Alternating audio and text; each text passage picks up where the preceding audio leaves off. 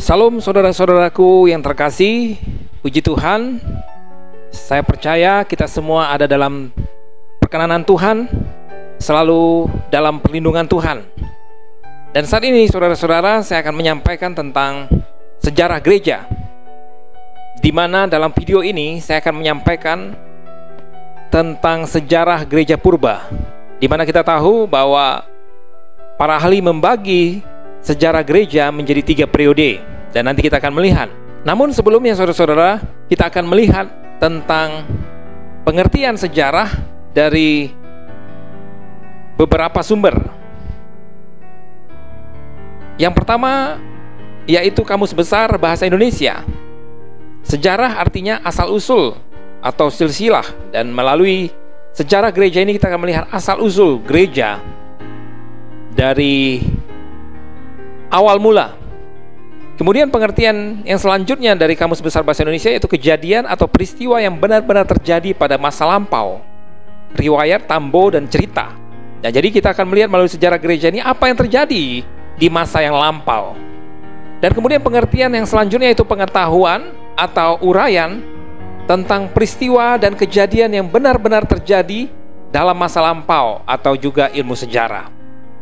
Nah, kemudian sumber yang kedua dalam bahasa Yunani historia yang diartikan sebagai sejarah. Makna dari kata ini adalah mengusut atau pengetahuan yang diperoleh melalui penelitian. Jadi melalui pelajaran sejarah gereja kita akan menelusuri untuk memperoleh pengetahuan yang sudah diteliti oleh para ahli, saudara, ahli sejarah, sehingga dapat menjadi berkat kepada setiap kita.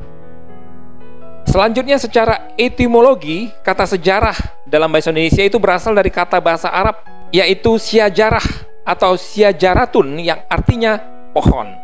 Nah, saudara-saudara, jadi kalau kita mempelajari sejarah berarti kita menelusuri pohonnya, pokoknya, sumbernya. Berbicara sejarah gereja, sumbernya apa, saudaraku? Yaitu Tuhan Yesus Kristus. Nah, karena itu saudaraku, saya setuju dengan kalimat ini. History is his story. Sejarah adalah ceritanya, cerita tentang Tuhan. Tangan Tuhan yang bekerja dari abad ke abad melalui para tokoh-tokoh, sehingga gerejanya terus eksis, bahkan semakin berkembang. Sejarah adalah cerita tentang Tuhan. Saudara-saudaraku, Van den Ende dalam bukunya yaitu buku Harta dalam Bejana membuat definisi mengenai sejarah gereja adalah sebagai berikut. Sejarah gereja ialah kisah tentang perkembangan-perkembangan dan perubahan-perubahan yang dialami oleh gereja dari awal, dari abad ke abad sampai pada saat ini, sebagai persekutuan mereka yang dipanggil Kristus selama di dunia ini, ya, yang dipanggil dari kegelapan kepada terangnya yang ajaib. Dan merekalah yang mewarnai dunia ini melalui kisah hidup mereka, peristiwa-peristiwa yang tercatat dalam sejarah gereja. Inilah pengertian yang disampaikan oleh Van den Ende. Saudara-saudaraku, manfaat ilmu sejarah gereja bagi kita yaitu yang pertama, studi sejarah gereja dapat memperkaya pengetahuan dan wawasan kita sebagai orang percaya. Jadi kita tahu, saudaraku, tentang sejarah di masa lalu sampai pada saat ini, itu dapat memperkaya pengetahuan dan wawasan kita. Kemudian studi sejarah gereja membuat kita melihat tangan dan jejak kaki Tuhan dalam perkembangan gereja dari abad ke abad. Yang ketiga, studi sejarah gereja membuat kita termotivasi, saudara, oleh kehidupan para tokoh yang dipakai oleh Tuhan dalam sejarah gereja untuk melakukan sebuah kegerakan rohani. Kita juga dipanggil, saudara-saudaraku, oleh Tuhan untuk menjadi katalisator kebangunan rohani, untuk melakukan sebuah kegerakan. Nah, karena itu melalui sejarah gereja ini kita dapat dimotivasi, kita dapat belajar dari kehidupan para tokoh tersebut. Saudara-saudaraku, kiranya melalui video sejarah gereja ini, saudara, kita juga dapat termotivasi. Nah, saudara-saudaraku, berbicara latar belakang lahirnya gereja, ada 3 bangsa yang berperan besar atau berperan serta akan lahirnya gereja. Walaupun kita tahu yang melahirkan gereja adalah Tuhan melalui para tokoh-tokoh gereja. Namun tiga bangsa ini tidak bisa kita lupakan bahwa mereka turut andil akan lahirnya gereja. Di bidang kebudayaan, kita tahu bahwa kebudayaan Yunani berperan besar akan lahirnya gereja dan perkembangan gereja. Bahkan dalam bahasa Yunani dipakai dalam bahasa Perjanjian Baru, bahasa pengantar dalam gereja mula-mula. Di bidang politis, kita tidak bisa melupakan kerajaan Romawi. Mereka berperan besar. Mereka ada dalam masa-masa lahirnya gereja. Bahkan pada saat itu, saudara-saudaraku, Israel atau Palestina waktu itu, di mana Tuhan Yesus lahir sebagai manusia, pada saat itu mereka ada dalam penjajahan Romawi. Dan di bidang keagamaan, saudara-saudaraku, agama Yahudi berperan besar, berperan serta akan lahirnya gereja. Bahkan kita tahu, saudaraku, kitab Perjanjian Lama adalah juga kitabnya orang Yahudi. Nah, saudara-saudaraku, seperti saya yang katakan tadi, sejarah gereja dibagi menjadi 3 periode. Yaitu yang pertama, gereja purba atau Ancient Church, yang dimulai dari tahun 30 sampai tahun 590 Masehi. Kemudian yang kedua, gereja pada abad pertengahan, yang dimulai pada tahun 590 sampai tahun 1492 atau 1517 Masehi. Dan kemudian gereja pada zaman baru, Modern Church, tahun 1492 atau 1517 Masehi sampai kepada kini. Dan saat ini dalam video ini kita akan melihat pada bagian yang pertama, gereja purba, Ancient Church. Saudara-saudaraku, gereja purba dimulai pada tahun 30, di mana Tuhan Yesus berkata, "Aku akan mendirikan jemaatku," kata Yesus, "dan alam maut tidak akan menguasainya." Yesus benar, ia memulai gerejanya, dan bagaimanapun gereja itu telah bertahan melalui beberapa dan rangkaian proses di bumi dan masih ada hingga sekarang ini. Jadi tidak ada yang dapat menghentikan gereja. Yesus sang pendiri gereja memulai dengan 4 orang murid, yaitu Petrus, Andreas, Yakobus, dan Yohanes. Kemudian bertambah menjadi 12 murid. Selanjutnya menjadi 70 murid dalam Lukas 10 ayat 1 sampai 16. Selanjutnya sejarah gereja ditulis oleh Roh Kudus melalui hambanya Lukas, seorang dokter atau tabib pada masa itu yang kemungkinan berasal dari Antioquia di Syria, seorang dokter yang non-Yahudi. Buku tersebut dikenal sebagai Kisah Para Rasul. Karena itu boleh saja Kisah Para Rasul disebut juga sebagai kisah gereja, sejarah gereja. Saudara-saudaraku, 7 minggu setelah penyaliban Yesus dan kebangkitannya, orang-orang Yahudi dari Kekaisaran Romawi berkumpul di Yerusalem untuk perayaan Pentakosta. Begitu juga dengan sekelompok orang, yaitu sekelompok pengikut Yesus yang berjumlah 120 orang berkumpul dalam sebuah rumah pribadi ketika Roh Kudus turun ke atas mereka, yaitu loteng atas Yerusalem yang kita kenal dengan nama tersebut. Keramaian dari orang-orang Yahudi asing terkejut ketika mendengar orang-orang Galilea itu berbicara dalam bermacam-macam bahasa. Padahal orang-orang Galilea biasanya tidak berpendidikan sepengetahuan mereka. Sesampainya di rumah ibadah, Petrus menyampaikan khotbah yang berkuasa kepada orang-orang asing Yahudi tersebut yang mendengar. Dan pada saat itu, saudara-saudaraku, 3.000 orang percaya serta dibaptis. Maka sejarah gereja itu dimulai. Saudara dapat lihat dalam Kisah pasal 1 dan 2. Gereja terus bertumbuh menjadi 5.000 orang. Kisah Para Rasul 4 ayat 4, bahkan menjadi multitudes atau makin bertambah banyak. Sudah tidak terhitung, saudara-saudaraku. Dalam Kisah Para Rasul 5 ayat 14. Namun, saudara-saudaraku yang terkasih, pesan kerajaan tentang Yesus ternyata mengancam kekuasaan agama dan politik yang ada pada saat itu, baik agama Yahudi maupun secara politis, yaitu penguasa kerajaan Romawi. mereka merasa terancam dengan pesan kerajaan Allah tentang Yesus. Para pengikut Yesus Kristus yang dikenal sebagai orang Kristen terus-menerus dianiaya selama 5 abad berikutnya.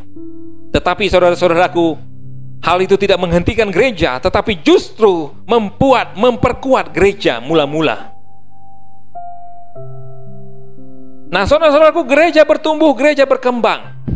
Faktor utama tentunya yaitu kuasa Roh Kudus yang bekerja melalui para murid.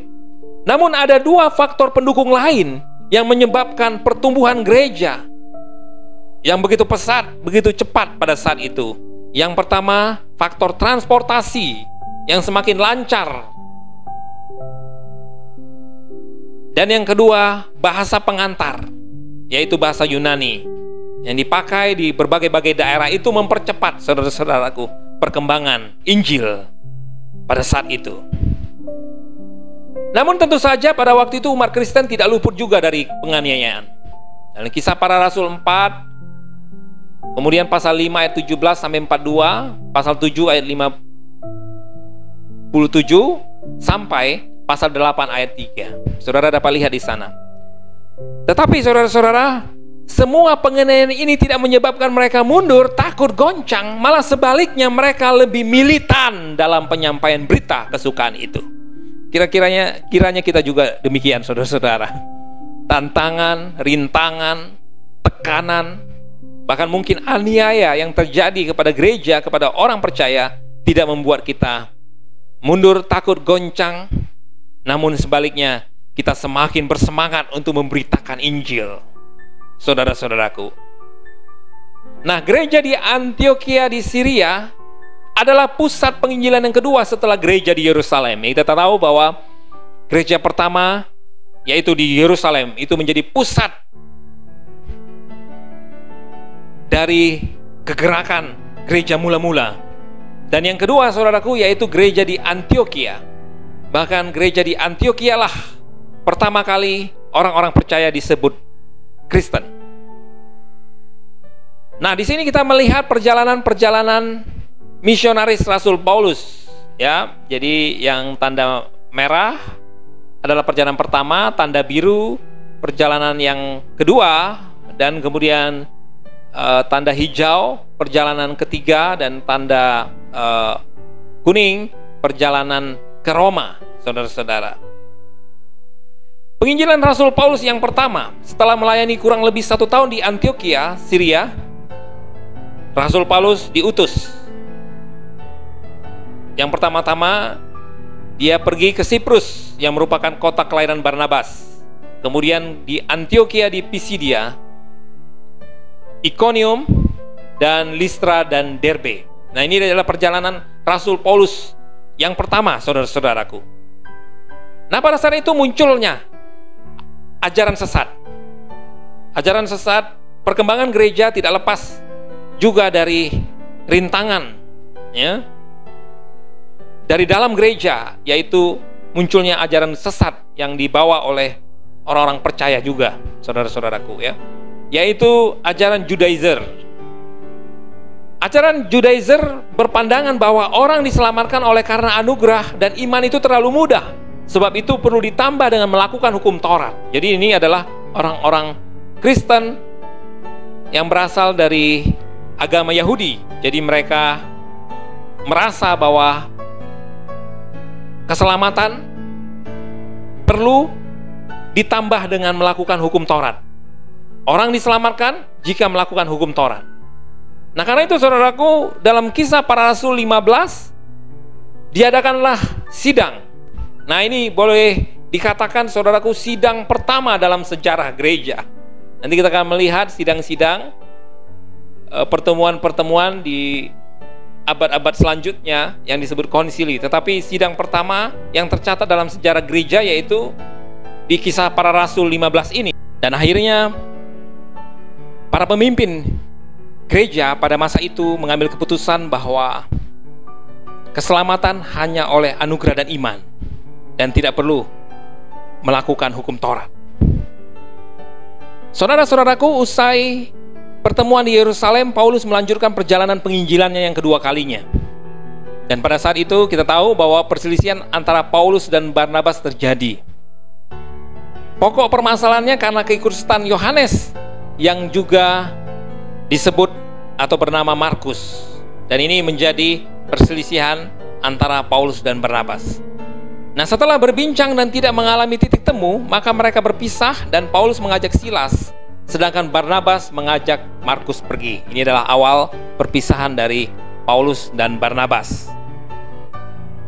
Perjalanan Paulus kedua kali ini, di samping mengunjungi tempat-tempat yang pernah dikunjungi dan juga beberapa kota di benua Eropa, diantaranya yaitu Filipi, Tesalonika, Berea, Athena, dan Korintus. Nah, di Korintus ia tinggal selama 2 tahun, saudara-saudara. Nah, setelah tinggal beberapa hari di Antiokhia, Syria, Paulus melanjutkan perjalanan penginjilan yang ketiga kalinya. Perjalanan kali ini Paulus sempat berkunjung ke Galatia, Frigia, dan Efesus. Dan setelah itu ia melanjutkan perjalanan ke Makedonia dan Korintus. Ia 3 bulan di sana. Saudara-saudaraku, inilah perjalanan Rasul Paulus yang ketiga. Nah, seusai perjalanan ini Paulus merasa pekerjaannya di bagian timur sudah selesai dan bermaksud melanjutkan perjalanan ke Roma dan terus ke barat, yaitu ke Spanyol. Kitab Roma ditulis oleh Paulus ketika ia berada 3 bulan di Korintus, saudara-saudara. Tetapi sebelum berangkat ke Roma, Roh Kudus menghendaki dan memimpin Paulus untuk kembali ke Yerusalem. Dalam Kisah Para Rasul 20 ayat 22 dapat dilihat di sana. Dengan demikian ia mengakhiri perjalanan yang ketiga, saudara-saudara. Nah, disinilah Rasul Paulus ditangkap dan dipenjara. Tidak berapa lama di Yerusalem ia ditangkap dan sempat dipenjara selama 2 tahun di Kaisarea. Dan kemudian dibawa ke Roma dan sempat mendekam di penjara selama 2 tahun. Selama di penjara ini ia sempat menulis surat kiriman kepada jemaat di Efesus, Kolose, Filemon, dan Filipi, saudara-saudara ya. Akhir dari cerita di Kisah Para Rasul tidak disebutkan nasib Rasul Paulus yang berada di dalam penjara. Tetapi dari beberapa bukti dapat diketahui bahwa Paulus setelah menjalani tahanan selama 2 tahun, ia lalu dilepaskan, saudara. Nah, kemudian kita akan lihat kota Roma terbakar, saudara-saudara ya. Ini tidak boleh dilupakan dalam sejarah gereja, sejarah kelam gereja, saudara. Pada tanggal 18 Juli tahun 64 terjadi kebakaran besar di beberapa kota di Roma, saudara. Api yang terus menyala selama 6 hari baru bisa dipadamkan. Ternyata memusnahkan 10 dari 14 kota di Roma. Jadi Roma terdiri dari beberapa kota, saudara. Sebenarnya tuduhan kebakaran ini dialamatkan kepada Nero, seorang kaisar kejam. Namun raja yang kejam ini dengan cerdiknya mengalihkan tanggung jawabnya ke orang-orang Kristen. Jadi orang Kristen menjadi kambing hitam pada saat itu. Nah, mulai saat itu, saudara-saudara, orang Kristen mengalami penganiayaan yang luar biasa. Sejumlah orang Kristen ditangkap dan selanjutnya diikuti oleh penganiayaan yang mengerikan. Banyak orang Kristen disalibkan. Beberapa orang dijahit dalam kulit-kulit binatang buas. Kemudian anjing-anjing besar dibiarkan dilepas untuk menyerang mereka dan mereka dikoyak-koyak menjadi potongan daging. Begitu luar biasa kejamnya yang dialami oleh orang-orang Kristen pada masa itu. Para wanita diikat pada sapi-sapi gila dan diseret-seret sampai mati. Bahkan setelah malam tiba, orang Kristen dibakar di kayu sula di dalam taman milik Kaisar Nero, dijadikan obor penerang. Orang-orang yang membenci orang Kristen bebas datang ke taman itu dan Nero duduk di kereta perangnya menikmati pemandangan yang mengerikan itu. Itu suatu pemandangan yang disukai oleh Kaisar Nero. Saudara-saudara, pada masa penganiayaan yang dilakukan oleh Nero tersebut, menurut tradisi, menurut keyakinan, di sanalah Rasul Petrus dan Paulus menderita sebagai martir di Roma, saudara-saudara. Pada saat itu oleh para pengikutnya, Petrus diminta pergi menyelamatkan diri keluar dari kota Roma. Dan Petrus setuju dan dia mencoba untuk keluar dari kota Roma untuk menyelamatkan diri. Namun ketika dia sudah berada di pinggiran kota Roma, ketika melewati Via Appia Antica, dia melihat penampakan Yesus. Petrus terkejut dan berlutut dan bertanya kepada Yesus, "Quo vadis, Domine?" yang artinya, "Hendak kemanakah engkau pergi, Tuhan?" Yesus menjawab Petrus, "Eu Romam crucigi iterum." Aku pergi ke Roma untuk disalibkan kedua kalinya. Seketika itu, saudara, Petrus sadar bahwa dia telah lari dari tanggung jawabnya. Petrus mengerti bahwa dia harus berkorban dan wafat bagi Yesus. Dia menangis penuh penyesalan, meminta ampun, kemudian bangkit dan berputar masuk kembali ke kota Roma untuk memimpin umat yang tadi dia tinggalkan, saudara-saudara. Petrus kemudian berhasil ditangkap oleh pasukan tentara Roma. Dia dihukum mati dengan disalibkan seperti Yesus. Tetapi atas permintaannya sendiri, penyaliban terhadapnya dilakukan dengan cara terbalik. Kepalanya di bawah. Kita semua sudah tahu itu, saudaraku, kisahnya. Karena dia menganggap tidak layak dihukum persis seperti Yesus. Petrus dimakamkan di sebuah lokasi di Vatikanus Mons, atau yang disebut Bukit Vatikan, yang waktu itu berada di luar tembok kota Roma. Pada tahun 326 Masehi, oleh Kaisar Kristen pertama, Konstantinus I memerintahkan pembangunan makamnya, dan di atasnya dibangun sebuah basilika dengan nama Basilika Santo Petrus atau San Pietro in Vaticano. Dalam perkembangannya kemudian Basilika Santo Petrus merupakan bagian dari negara Vatikan. Di lokasi tersebut pula dijadikan kompleks pemakaman oleh para paus, dari Rasul Petrus yang dianggap sebagai paus pertama sampai dengan sekarang, saudara-saudaraku. Jadi Rasul Paus dianggap sebagai paus pertama. Sedangkan Rasul Paulus juga mengalami nasib yang sama. Sebelum Petrus, dia terlebih dahulu ditangkap dan dihukum mati tentara Roma dengan cara dipenggal di Tre Fontane Abbey, tidak jauh dari lokasi Bukit Vatikan. Ini menurut tradisinya, saudara-saudara ya. Nah kemudian saudaraku, selain Rasul Petrus dan Rasul Paulus, rasul-rasul lain juga mengalami nasib yang sama, yaitu menjadi martir, saudara-saudara. Tapi ini merupakan kebahagiaan bagi mereka, bagi orang-orang percaya. Rasul Matius meninggal dunia karena disiksa dan dibunuh dengan pedang di Ethiopia. Markus meninggal dunia di Alexandria, Mesir, setelah badannya diseret hidup-hidup dengan kuda melalui jalan-jalan yang penuh batu sampai ia menemui ajalnya, saudara-saudara. Lukas meninggal dunia digantung di Yunani setelah ia berkhotbah kepada orang-orang yang belum mengenal Tuhan. Dia ditangkap, kemudian digantung sampai meninggal, saudaraku. Filipus, ia lahir di Betsaida, daerah Galilea.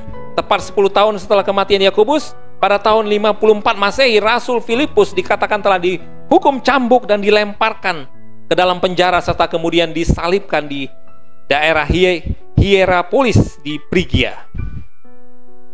Yohanes digoreng dalam bak minyak mendidih di Roma. Tetapi karena Tuhan masih ingin memakai Yohanes lebih lanjut, saudara, kalau Tuhan tidak mengizinkan seseorang mati, saudaraku, mereka tidak akan dapat mati, saudara.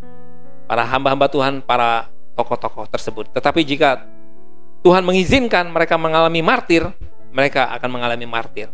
Nah kemudian apa yang terjadi pada Rasul Yohanes? Keajaiban terjadi sehingga walaupun ia telah digoreng hidup-hidup, ia bisa hidup terus, saudara. Dia seperti kebal terhadap minyak panas tersebut oleh karena kuasa Tuhan. Tetapi akhirnya ia dibuang dan diasingkan ke Pulau Patmos untuk kerja paksa di tambang batu bara.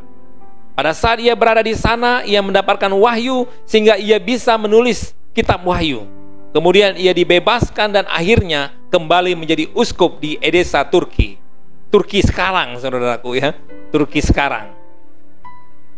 Ia adalah satu-satunya rasul yang bisa mencapai lanjut usia dan meninggal dengan tenang, yaitu Rasul Yohanes. Yakobus anak Zebedius adalah nelayan dan murid pertama Yesus yang dipanggil. Kepalanya dipenggal di Yerusalem. Pada saat-saat disiksa pun ia tidak pernah menyangkal Tuhan Yesus. Bahkan ia berusaha berkhotbah terus, bukan hanya kepada tawanan lainnya saja, bahkan kepada orang yang menghukum dan menyiksa dia dengan kejamnya, sehingga akhirnya orang Romawi itu mendampingi Yakobus pada saat ia dihukum penggal. Jadi saudaraku, ada orang Romawi yang mendengarkan berita Injil, kabar baik dari Yakobus, dan akhirnya dia menjadi percaya, saudaraku. Ya, jadi Dia tidak hanya menyaksikan, melainkan juga untuk turut dihukum dan dipenggal bersama dengan Yakobus atas permintaannya, orang Romawi tersebut. Pada saat ia mau menjalani hukuman mati, ia berlutut bersama di samping Yakobus sambil berdoa, dan itu adalah doa yang terakhir sebelum ia mati dipenggal bersama Yakobus sebagai orang Kristen. Dan kita percaya orang Romawi tersebut yang menjadi percaya Yesus tersebut saat ini ada di surga, saudara-saudara. Yakobus, saudara tiri Tuhan Yesus dan pemimpin gereja di Yerusalem, dilempar ke bawah dari puncak bubungan Bait Allah, di tempat yang sama di mana setan membawa Yesus untuk dicobai.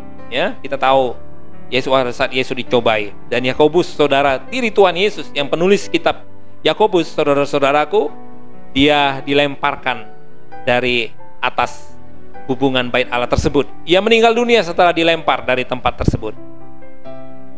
Bartolomeus yang lebih dikenal sebagai Nathanael, ia menjadi misionaris di Asia. Antara lain ia memberikan kesaksian di Turki. Ia meninggal dunia di Armenia setelah ia mendapat hukuman cambuk sehingga semua kulitnya menjadi hancur dan terlepas. Andreas juga disalib seperti Petrus dengan cara dibalik, tapi tempatnya bukan di Roma tetapi di Yunani. Sebelum meninggal ia disiksa dengan hukum cambuk oleh 7 tentara dan diikat di salib. Dengan cara demikian mereka bisa memperpanjang masa sakit dan masa siksaannya. Seorang pengikut Andreas yang turut menyaksikan hukuman Andreas menceritakan perkataan yang telah diucapkan oleh Andreas sebelum meninggal dunia.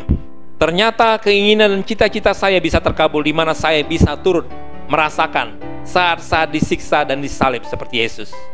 Pada saat ia dicambuk, saudara-saudaraku, ia tidak henti-hentinya berkhotbah terus, menyampaikan berita Injil kepada orang-orang yang ada di sana sampai dia mati, saudara-saudara.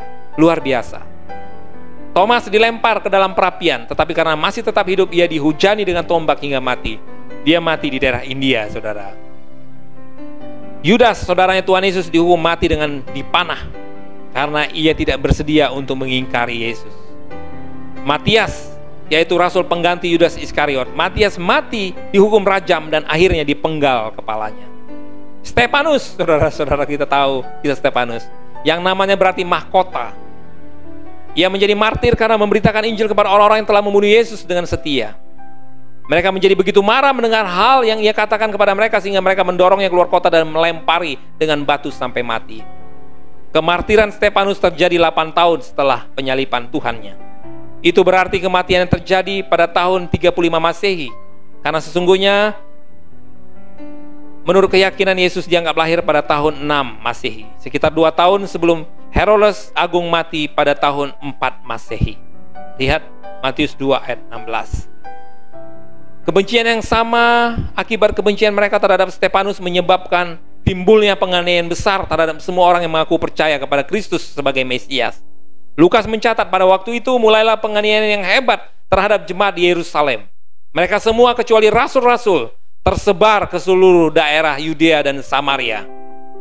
Selama waktu itu sekitar 2.000 orang Kristen menjadi martir, termasuk Nikanor, satu dari 7 diaken yang diangkat oleh gereja. Saat ini kita akan melihat zaman sesudah para rasul, yaitu dimulai dari tahun 100 sampai 313 Masehi. Yang pertama kita melihat bentuk pemerintahan gereja pada masa itu. Pada masa itu, saudara-saudara, gereja bukan saja memandang kepada dirinya sendiri, tetapi mereka merasa terhisap kepada suatu persekutuan yang luas dan am, yang disebut dengan istilah Katolik. Jadi istilah Katolik itu artinya universal, suatu persekutuan yang luas dan am. Gereja menganggap dirinya sebagai tujuan ciptaan Allah, Allah Tuhan untuk menyelamatkan dunia, Israel yang rohani dan benar. Pada mulanya pemerintahan gereja hanya diatur oleh para rasul yang diketuai oleh Rasul Petrus. Namun setelah gereja makin berkembang, masalah yang dihadapi gereja makin banyak dan kompleks. Maka dirasakan sistem yang hanya diatur dan dikejar oleh para rasul sudah tidak dapat dipertahankan lagi. Kesadaran ini muncul tatkala ada masalah yang diakibatkan oleh para janda Yahudi yang berbahasa Yunani merasa pembagian kesejahteraan diabaikan. Di dalam Kisah Para Rasul 6, dipilihlah 7 orang untuk membantu para rasul di bidang kesejahteraan umat. Mulai sejak itu gereja mulailah dengan sistem pemerintahan atau organisasi gerejawi, yaitu Itu awalnya, saudara-saudara. Nah, bentuk organisasi atau tata gereja di perkembangan gereja berdasarkan organisasi yang terdapat di rumah-rumah ibadah Yahudi ataupun di masyarakat.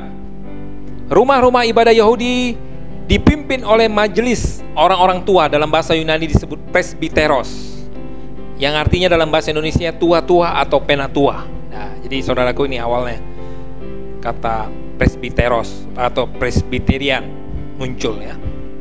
Perhimpunan-perhimpunan di masyarakat Helenis ini dipimpin oleh pengawas atau penilik, dalam bahasa Yunani disebut episkopos, atau dalam bahasa Indonesia kita saat ini kita kenal dengan kata uskup ya. Jadi uskup kita kenal sampai pada saat ini sesuatu yang familiar, yang dibantu oleh beberapa orang pembantu atau pelayan, dalam bahasa Yunani disebut diakonos, atau dalam bahasa Indonesia diaken. Tata gereja yang menjadi hasil perkembangan ini yang diterima di seluruh gereja adalah tata gereja episkopal. Ini tata gereja episkopal. Dibedakan menjadi 3 jabatan, yakni uskup, presbiteros, dan diakonos, yang merupakan suatu hierarki atau susunan tingkatan pangkat di dalam pemerintahan gereja, saudara-saudara. Di bawah uskup bekerja para presbiteros. Jadi yang tertinggi uskup, yang selanjutnya presbiteros, yang juga dipercayakan memimpin jemaat dan melayani sakramen. Di kemudian hari, waktu jemaat-jemaat lebih besar, kepada para presbiteros dipercayakan pimpinan bagian-bagian jemaat yang lebih kecil. Uskup dan imam dibantu oleh para diakennya. Uskup dan presbiteros dibantu oleh diaken-diaken. Dalam ibadah mereka membantu lebih banyak dalam hal pemberian pelayanan diakonia, yaitu pelayanan kepada orang sakit dan orang miskin. Itu tadi pemerintahan gereja setelah para rasul. Nah, sekarang kita akan melihat kebaktian sesudah zaman para rasul. Oleh karena Tuhan Yesus bangkit pada hari pertama dari suatu minggu, maka jemaat Kristen juga berkumpul pada hari Minggu. Kata minggu dalam bahasa Indonesia itu berasal dari kata domingo dalam bahasa Portugis, yang artinya hari Tuhan. Menurut kebiasaan pada zaman itu selalu diadakan perjamuan bersama dalam perkumpulan itu. Mereka berdoa, bernyanyi, dan mendengarkan pembacaan dan penjelasan Alkitab. Pada awal mula bahan belum ada, saudara-saudara. Tata cara kebaktian yang tetap belum ada, sehingga timbul kekacauan. Lambat laun kebaktian dilangsungkan dengan memakai tata cara atau yang kita kenal sebagai liturgia yang lengkap, saudara. Itu awal mulanya. Bagian pertama terdiri dari doa, nyanyian, pembacaan firman Tuhan. Sesudah itu jemaat duduk makan bersama-sama. Hidangan itu dianggap sebagai lanjutan perjamuan Tuhan Yesus dengan murid-muridnya. Saudara, jemaat yakin bahwa Tuhan Yesus hadir dalam roti dan anggur itu sesuai dengan janjinya pada perjamuan yang terakhir. Pemimpin kebaktian itu, ya pada saat itu hanya uskup saja, mengucapkan syukur atas roti dan cawan. Sesudah itu dalam gereja lama, perjamuan itu disebut Eukaristia atau pengucapan syukur dalam gereja pada saat itu, saudara-saudara. Dengan berjalannya waktu dan penafsiran-penafsiran mengenai perjamuan ini yang mana dianggap suci, maka tidak mungkin lagi perayaan yang kudus itu dihubungkan dengan makan bersama-sama. Jadi habis perjamuan kudus ada perjamuan makan, saudara. Hidangan belas kasihan ini di mana saudara-saudara yang miskin turut menikmati sajian anggota-anggota yang kaya yang dalam kelas yang berada, kemudian dipisahkan dari perjamuan atau Eukaristia yang suci dan teratur itu. Jadi itu dipisahkan, bukan menjadi bagian dari liturgi dalam ibadah. Nah, sejak abad ketiga, makan beramai-ramai itu dihentikan. Ya, kalaupun ada, itu tidak merupakan bagian dari tata ibadah, saudara-saudara, di luar dari tata ibadah. Itu tadi tentang kebaktian. Nah, sekarang tentang ajaran dan kebajikan. Pada permulaan abad kedua, pokok utama Injil sudah kurang dimengerti oleh orang. Jemaat Kristen tentulah masih tetap percaya bahwa Allah saja yang dapat memberi keselamatan, Tetapi yang dipentingkan sebenarnya bukan lagi kebenaran yang dianugerahkan oleh Tuhan, melainkan usaha dan perbuatan manusia untuk mencapai kebenarannya sendiri. Itu di abad yang kedua. Sesudah manusia menerima rahmat Tuhan dan baptisannya yang olehnya segala dosanya dihapuskan, maka wajiblah manusia tersebut berdaya upaya untuk hidup berkebajikan sesuai dengan firman Yesus. Jadi mulai ada kesalahan yang terjadi dalam masa itu, saudara. Segenap hidup Kristen menjadi suatu perjuangan akan menggenapi segala tuntutan agama yang diajarkan oleh Yesus, supaya amal dan kebajikan itu kelak akan diganjar oleh Yesus. Jadi mirip dengan agama seberang, saudaraku ya. Amal dan kebajikan, pahala. Nah, ini yang akhirnya diubah melalui reformasi Protestan. Dengan demikian, jemaat diajar berbuat baik kepada sama manusia, menahan diri dari beberapa macam makanan dan air, anggur. Kemudian hari Rabu dan Jumat menjadi hari puasa, kewajiban. Dan kemudian diajarkan memberi sedekah dan berdoa. Pertarakan badani dirasakan lebih disukai Tuhan. Hidup lajang disangka lebih suci dan indah daripada hidup nikah. Pandangan yang salah dipengaruhi oleh dualisme kafir pada saat itu juga mempengaruhi, yang mengajarkan segala hal ilwal mengenai tubuh bersifat cemar dan najis. Kecenderungan untuk menggunakan kebajikan dan amal itu dinamai moralisme atau sifat moralistik. Nah, jadi saudara-saudaraku, ajaran inilah yang berkembang pada abad kedua, sejak setelah para rasul, saudara-saudara. Nah, saat ini kita melihat bapak-bapak gereja. Jadi selain para rasul yang sudah kita lihat tadi, Rasul Paulus, Petrus, dan juga rekan-rekan lain yang rata-rata mereka mengalami martir, kita juga mengenal bapak-bapak gereja, yaitu dimulai dari abad 1 sampai ke 4 Masehi. Yang pertama Polikarpus, yang hidup dari tahun 69 sampai 156 Masehi. Saudara-saudara, Polikarpus ini adalah seorang murid dari Rasul Yohanes dan pemimpin gereja Smyrna. Dalam penganiayaan yang diperintahkan oleh Kaisar Roma, ia ditangkap dan dibawa ke hadapan gubernur Romawi. Di sana ketika ditawarkan kebebasan, apabila ia bersedia mengutuk Kristus, ia menjawab. Saudara-saudara, ungkapan ini sungguh terkenal sampai pada saat ini. 86 tahun aku telah melayani Kristus dan dia tidak pernah melakukan suatu kejahatan kepadaku. Bagaimana mungkin bagiku untuk mengutuk dia yang adalah Tuhan dan Juru Selamatku? Saudara, melalui perkataannya ini Polikarpus akhirnya dibakar hidup-hidup. Kemudian Ignatius yang hidup dari tahun 67 sampai 110 Masehi. Seorang murid dari Rasul Yohanes dan pemimpin gereja Antioquia. Kaisar Trajanus yang berkuasa pada saat itu dalam suatu kunjungannya ke Antioquia memerintahkan penangkapan Ignatius. Kaisar ini memimpin sendiri pengadilan atas Ignatius dan menjatuhkan hukuman. Dilemparkan ke tengah binatang buas di arena di Roma. Dalam perjalanan ke Roma, ia menulis surat kepada orang-orang percaya di Roma agar tidak memohonkan pengampunan baginya, karena ia sangat merindukan kehormatan mati bagi Tuhan. Justru dia sangat merindukan, saudara-saudara. Ia berkata, semoga binatang-binatang buas itu menerjang aku dengan penuh semangat. Bila mereka enggan melakukannya, aku akan memaksa mereka. Marilah, wahai binatang buas, marilah, cabiklah dan terjanglah.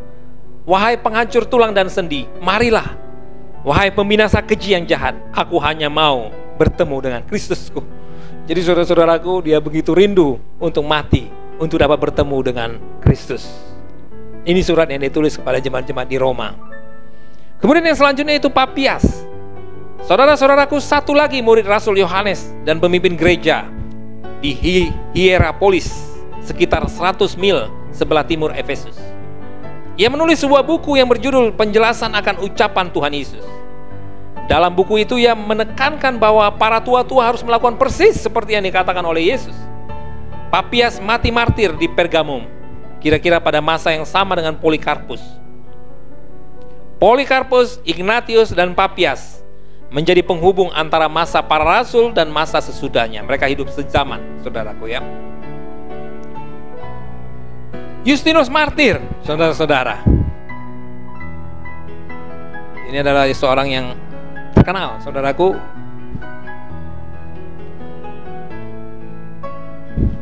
Lahir di kota Neapolis, atau yang dulu dikenal dengan nama Sikep, pada masa Perjanjian Lama.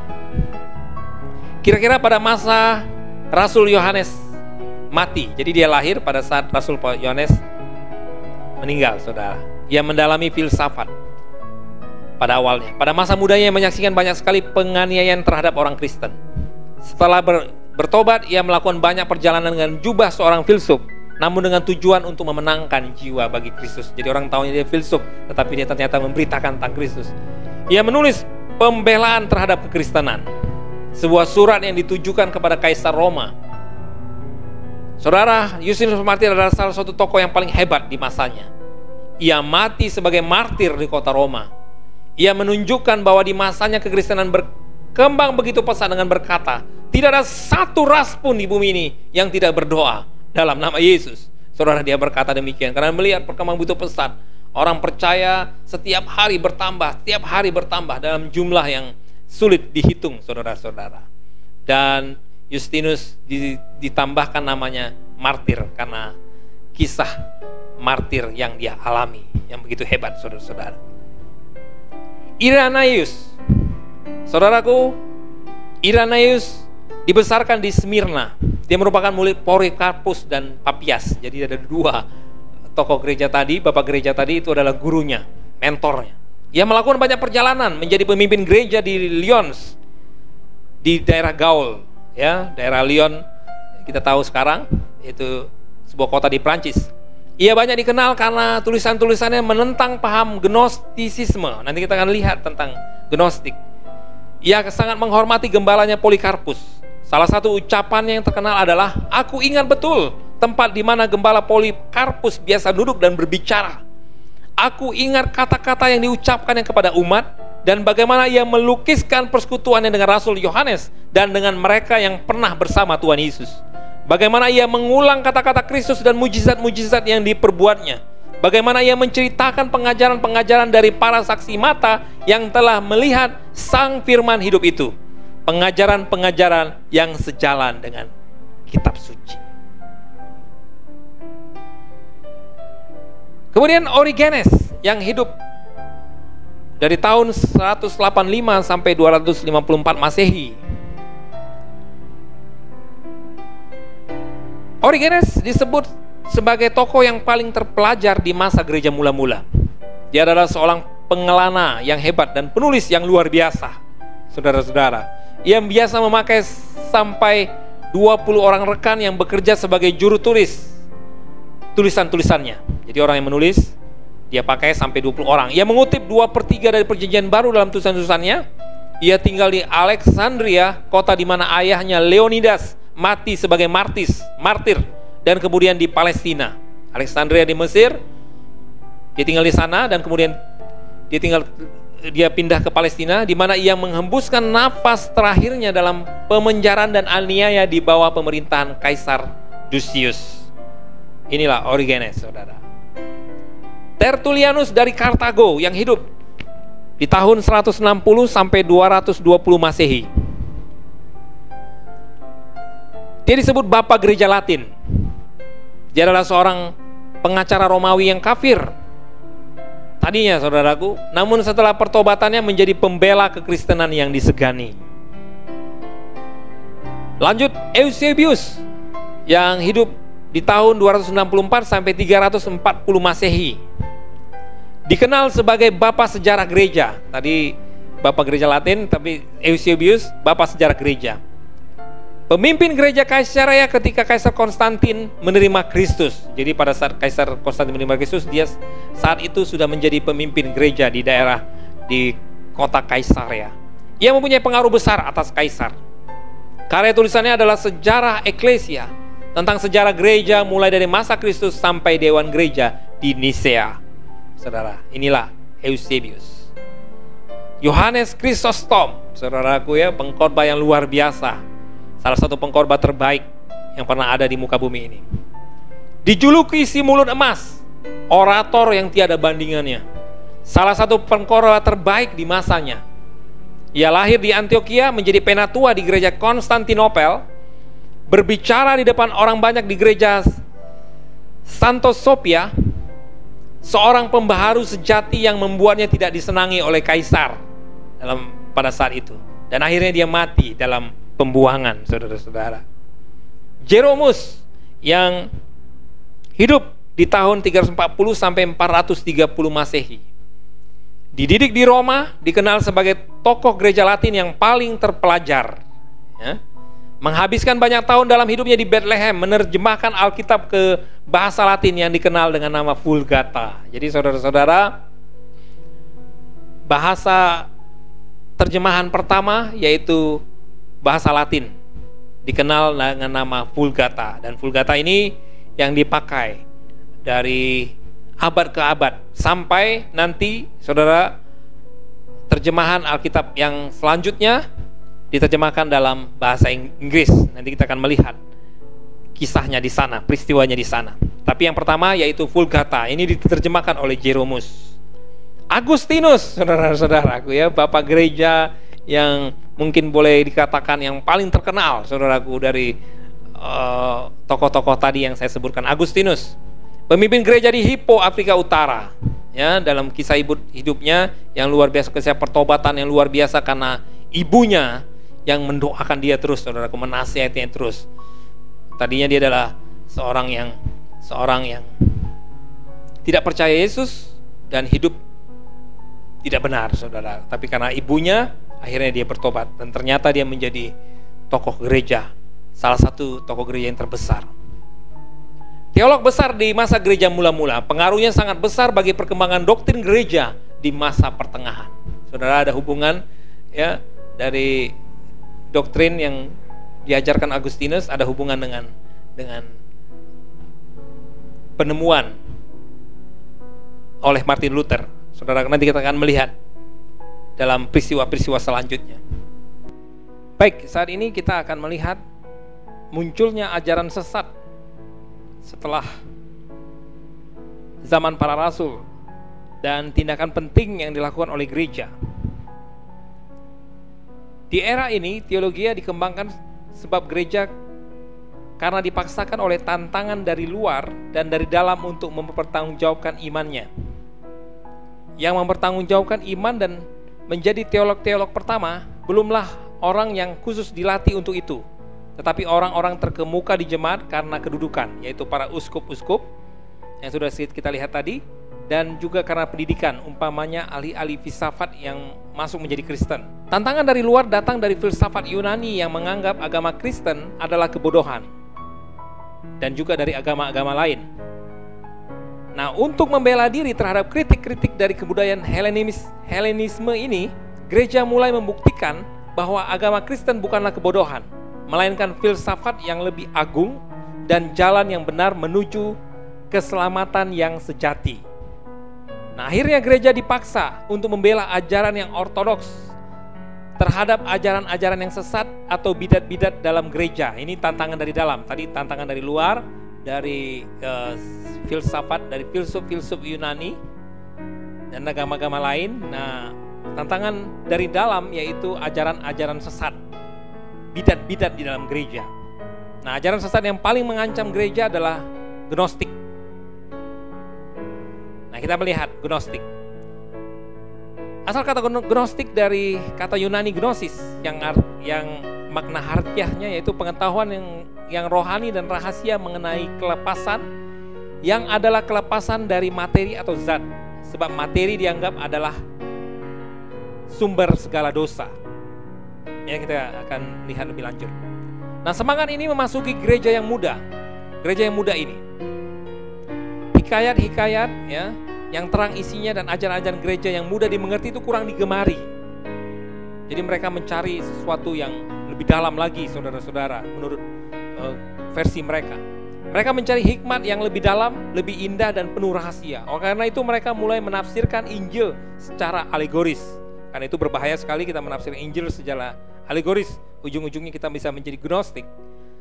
Dalam ajaran ini Kristus adalah guru yang mengajar tentang sumber dosa dan kelepasan dari materi.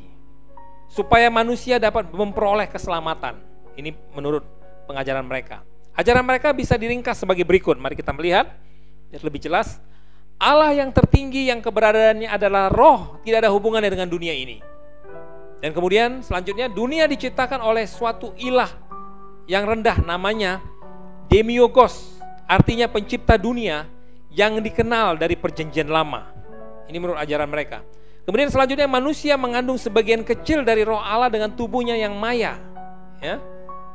Ini ajaran docetisme, untuk membebaskan bagian ilahi yang kecil itu.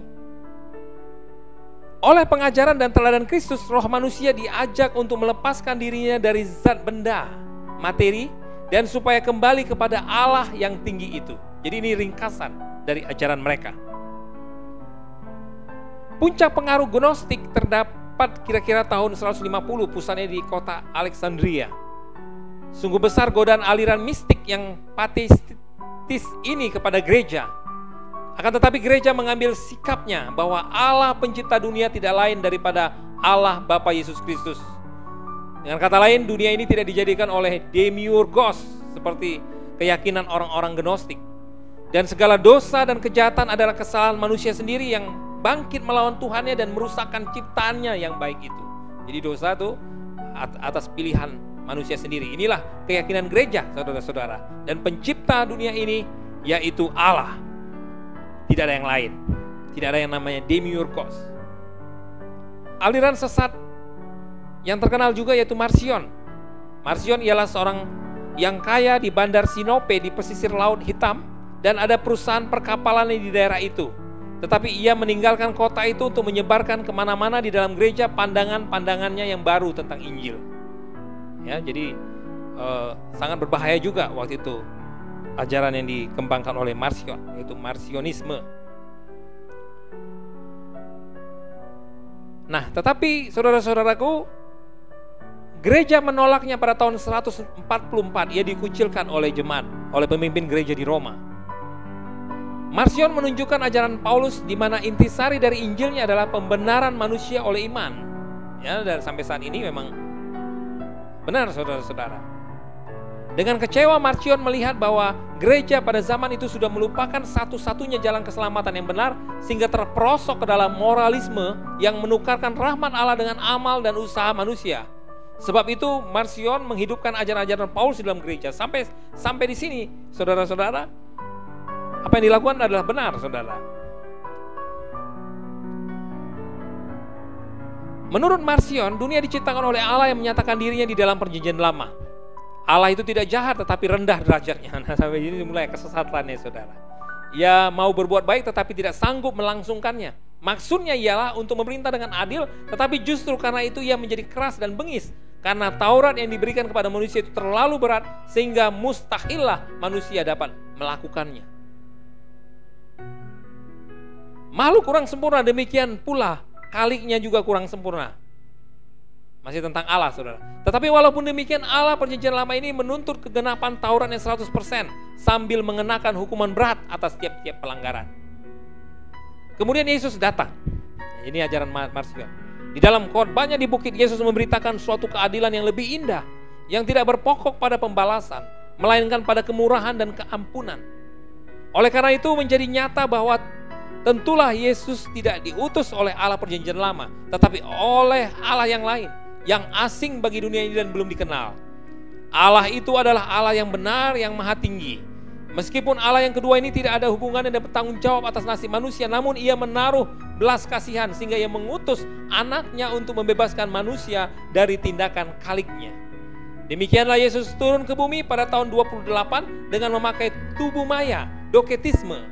Ya, doketisme ini dari asal kata dari dokein dalam bahasa Yunani yang artinya tampaknya atau kelihatannya. Jadi menurut Marcion, Yesus turun tidak benar-benar menjadi manusia, tetapi hanya tampaknya atau kelihatannya. Inilah yang disebut ajaran doketisme.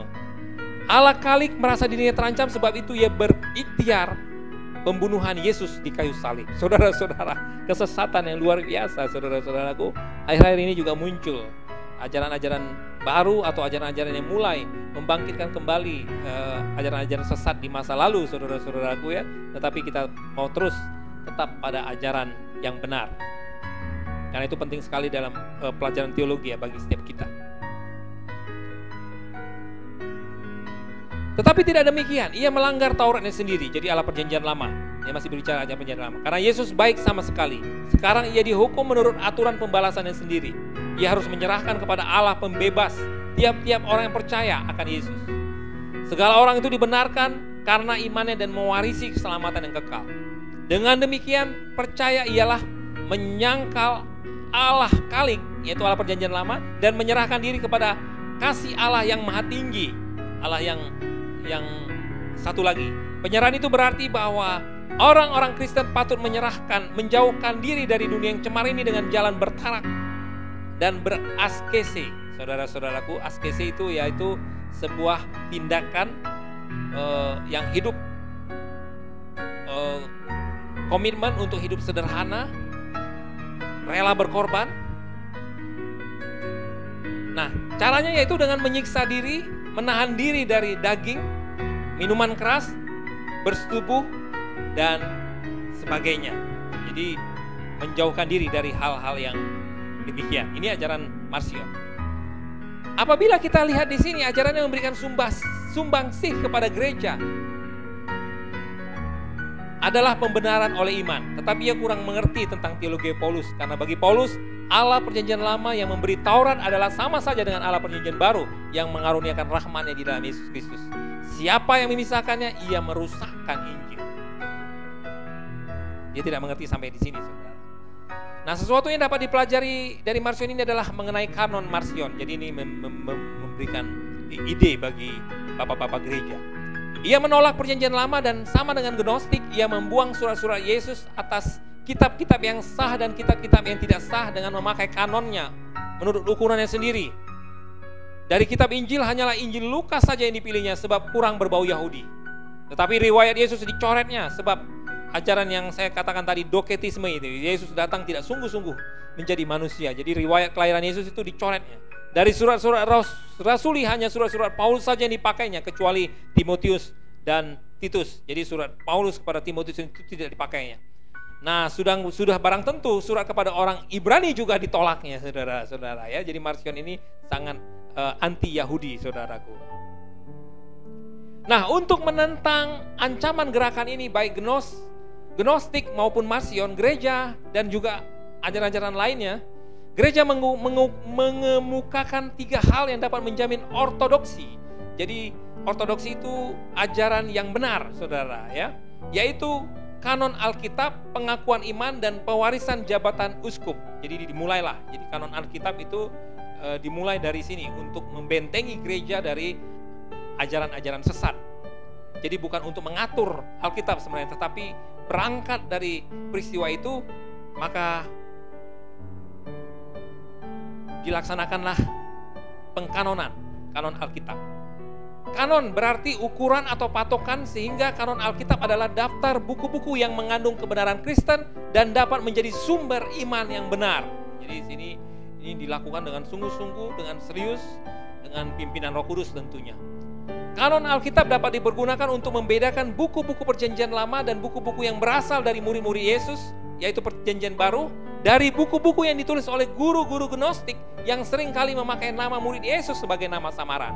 Jadi mereka memakai nama-nama murid Yesus. Jadi banyak kitab yang Injil-Injil lain, saudaraku ya, termasuk munculnya Injil di abad pertengahan ya, yang gak masuk akal, yaitu Injil Barnabas yang ditulis dalam bahasa Latin, saudara ya.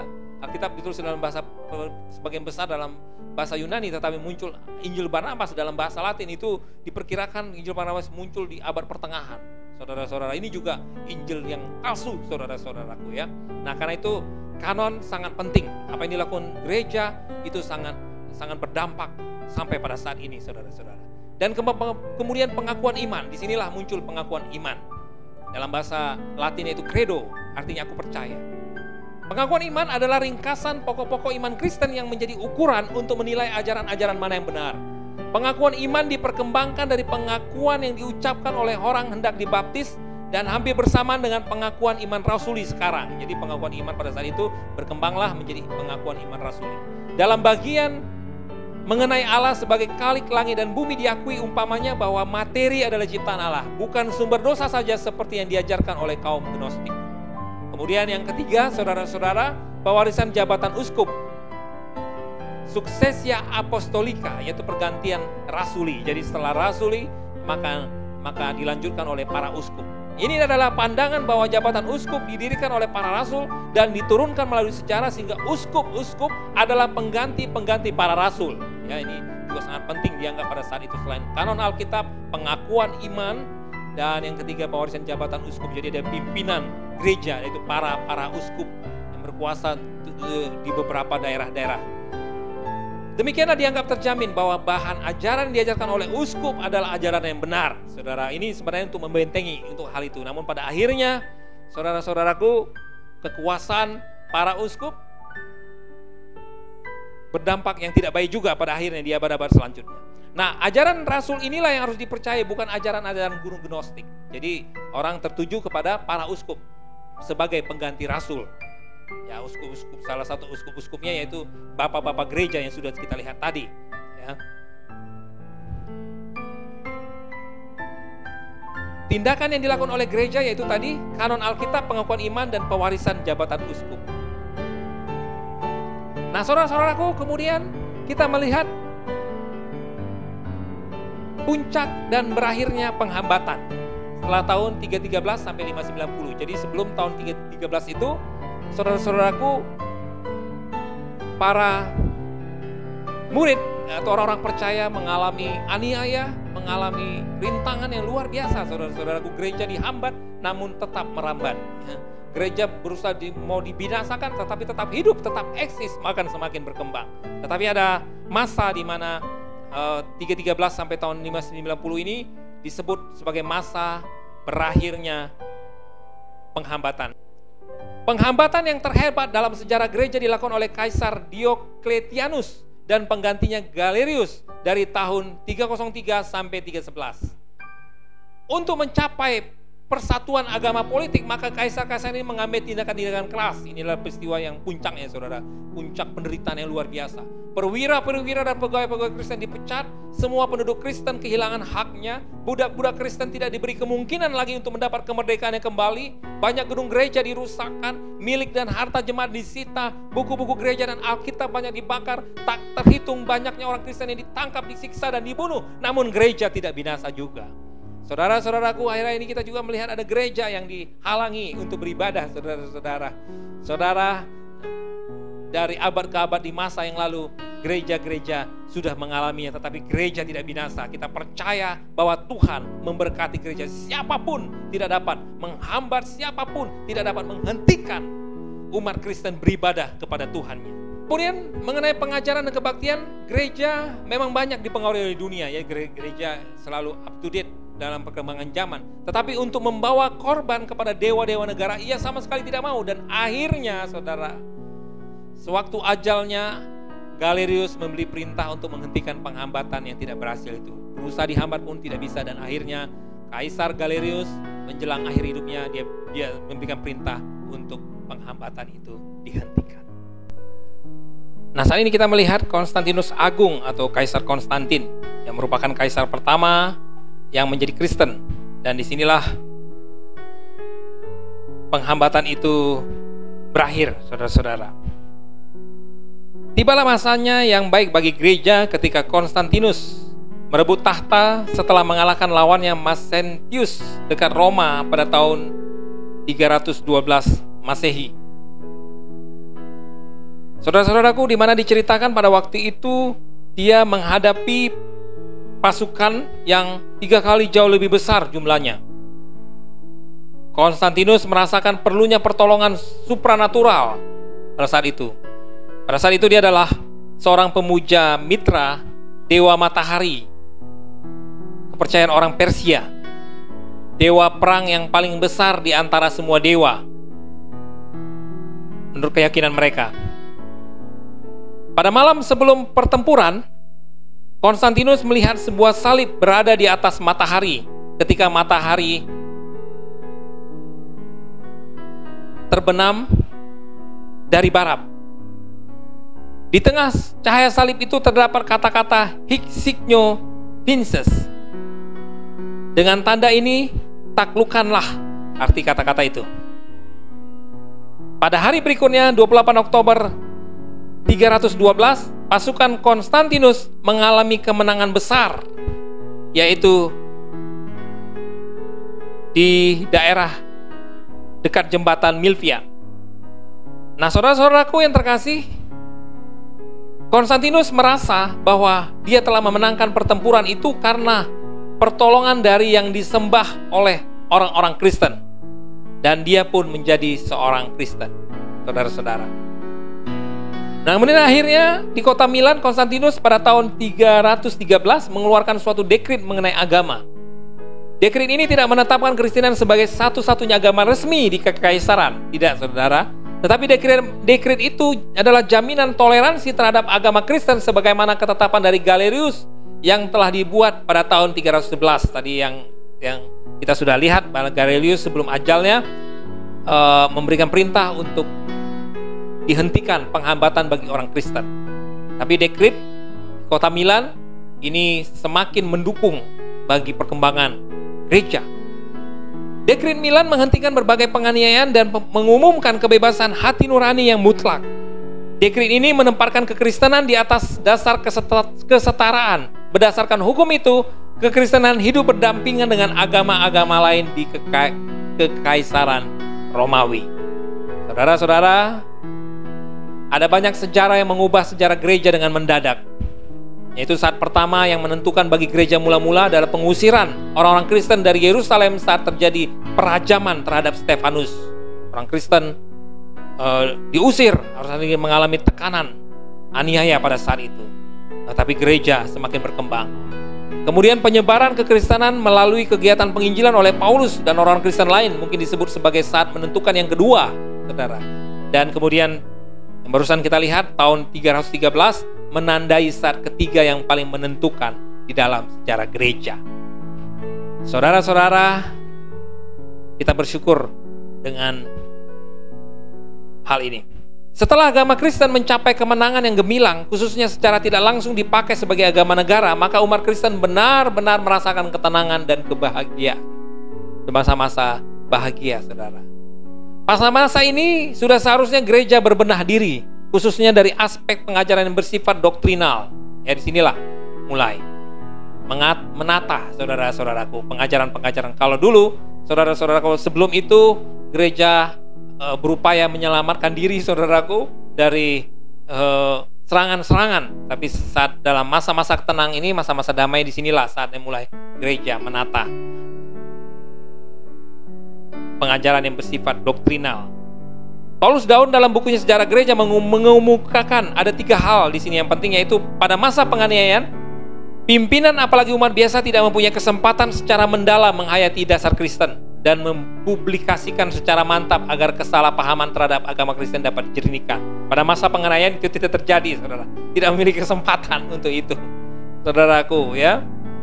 2 saja, martir atau tetap diizinkan Tuhan hidup dan melanjutkan perkembangan gereja pada saat itu. Yang kedua, setelah penganiayaan berhenti, agama Kristen semakin berkembang dengan subur, maka mulailah bermunculan ajaran yang menyesatkan. Muncul, ya. Tadi kita lihat Gnostik dan Marcion.